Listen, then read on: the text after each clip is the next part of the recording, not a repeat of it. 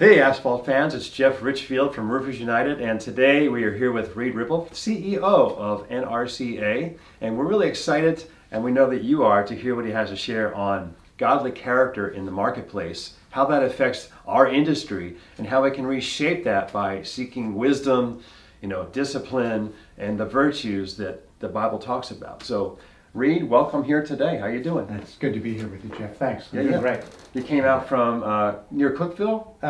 Yeah, closer to Smithville, Well, but sure. I'm grateful that you live in Nashville so that you Yeah. can come down and visit us It's often. good to see you. So yeah, Roofers United, what we're here to talk about today is godly character in the marketplace. Right. So Let's do it. yeah, I wanted to start off and just jump right into our theme, which is character in the community of roofing, and what it was like when you were, rounded about as a young lad back in the 70s, 80s, 90s, and you had a roof company that did very well.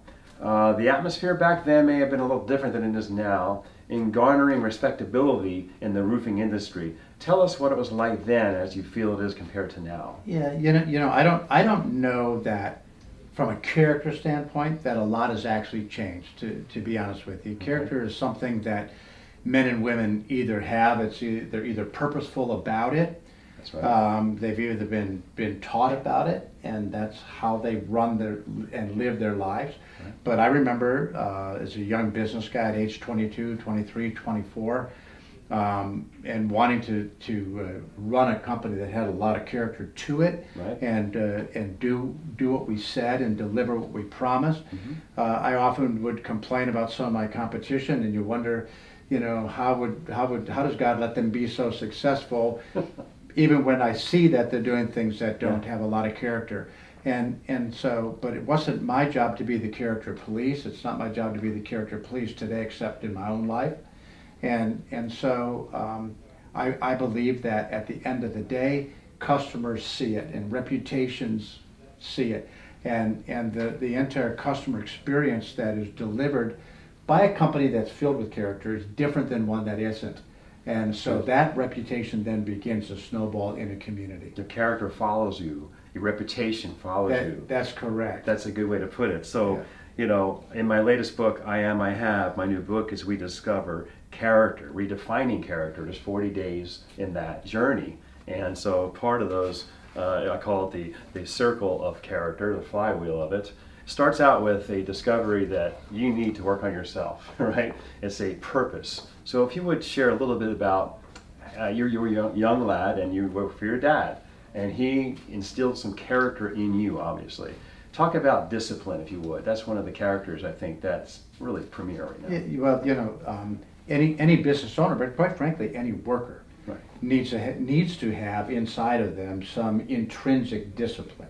They have to be able to get up in the morning and go to work. Yeah. And when you're the boss, it's even more critical. That's right. Because there's not anybody driving you to do that. So that discipline has to be internal, and you have to be able to get up and make that next sales call, get up and go do what has to happen every single day. Yeah. And from a discipline standpoint, what I found is that I would always work off of a list. And it wasn't a calendar like you've got this appointment here and this appointment here. Good. It was an actual list that I prepared the night before of the things that I had to accomplish and do the next day. Good. And then I would look at that list and I would take the things that were most difficult and I would move them to the top of the list. Okay. Because I knew that if I was disciplined to do the hardest things in my workday first, as I went through the workday, my day got easier. Right. And so what happened when I got home, I was less stressful around my wife, I was less stressful with my children, and all those things worked better because I did the hard things first. Balance. Every single day.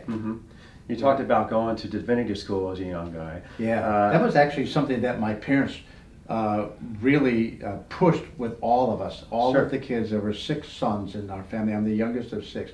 Every single one went to divinity school. So your father was a Baptist Minister, right. And so he instilled some godly values, some character traits in you. Tell us, as you went to the school or during your life journey, where you felt like you met your higher power, your God that you serve. It wasn't. There was not this single life-changing moment. Okay. Like a lot of people, their relationship with God changes because some tragedy or some failure happens in their life and they're Right. drawn to that as a way of finding redemption. Whereas I grew up in a home that everything about what was around us in our daily culture was surrounded and imbued with these Christian values that my parents followed. And I remember even from the youngest of ages, every single day, 7 days a week, including Sundays, my parents had a private devotional time with all the kids where my dad would sit us all down together before I went to school, before I went to church, before on Saturdays we went and did our chores, before anything else happened in a day, that happened first. And so that's been a lifelong continuation for me. What you're talking about is fathering.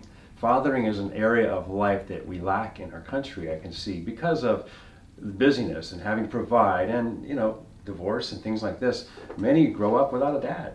And so that's what Roofers United, it's part of our vision, is to father new business owners, to mentor them and spiritually speak into their lives and have a fellowship. If we can have a fellowship in a community where we're thriving and pouring character into them. For example, we have a Christian Men's Fellowship with Jim Johnson and a Wednesday prayer call. And just last Wednesday, we talked about how there are 5 C's that we could do better with character. One of those was confidence. Another was courage. Can you tell me a time in your life when you were in business where courage had to take the forefront and you had to step through your fears and how you got through that? Sure, and I want to just step back one thing because what you said triggered something when you talked about your father. And I think talking about fatherhood is really important, particularly when you're with a group of men. Right. But I would tell you that my mother was probably more influential in my life than my dad was. Wow. Because my dad was absent for a lot of it because he worked really hard. He did roofing, Yes. but he also was a chaplain. And so those things had him away from home a lot. And so much of what I have in me is from her as well. And so I don't want to diminish anything that my mom did in my life as well. Right. But from a courage standpoint, I remember probably one of the most courageous things we did was that I decided very early in my career, we were a residential roofing company. Okay. And I decided that I wanted to be in the commercial roofing business. But I didn't know anything about the commercial roofing business, Sure. and it really got me connected with NRCA. Mm-hmm. So I literally, out of the blue, I was not a member of NRCA, No. our company wasn't a member, I was just doing research, Right. and I called them and said, could you help me? It's many of the residential roofers have a dream to be commercial someday. Yeah. But for whatever reason, I actually made more money on a gross profit on my residential side than my commercial side, but that's a whole different deal. That's just how we ran our business. But NRCA was so instrumental because they helped me connect. They connected me with other people that had done what I wanted to do and were where I wanted to be.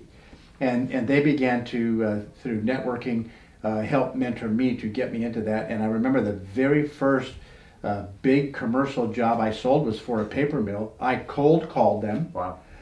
Went in and met with them, and they had to re-roof the roof over one of their primary operating paper machines that not only had to replace the roof, but replace the structural deck Okay. and keep the machine running. And so that was a big job for a 24-year-old. Huge.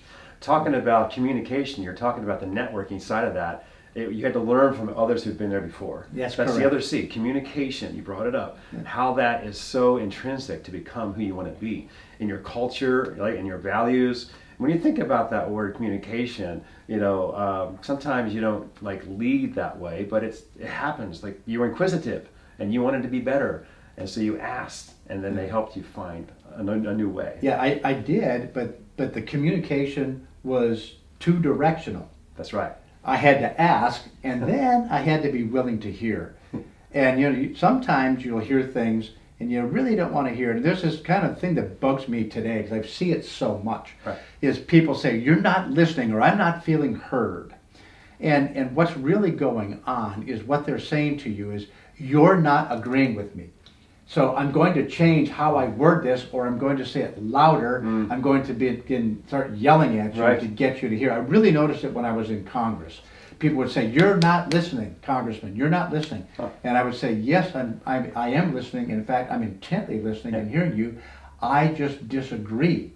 I have a different solution for this problem that you're presenting." That's good. That's good. So we also live in a culture of distraction and other things that can disseminate communication is cell phones and texts and emails. Yes. And so many times we disrespect each other by letting that take precedence when you're in the middle of a talk, right? Yeah. So I had to put my airplane mode on for our conversation because I could be getting a lot of calls, but I'm Yeah. not. But that is a way that we could garner respect by just face to face, turn off the cell phone, Right. and new culture exists there. Tell me, I mean, you're a man of wisdom, obviously. No, I'll let others make that judgment. Well, you are to me, and I'm honored you're here. What is your daily ritual when you're seeking counsel from your Father in heaven? You're obviously a believer. Yeah.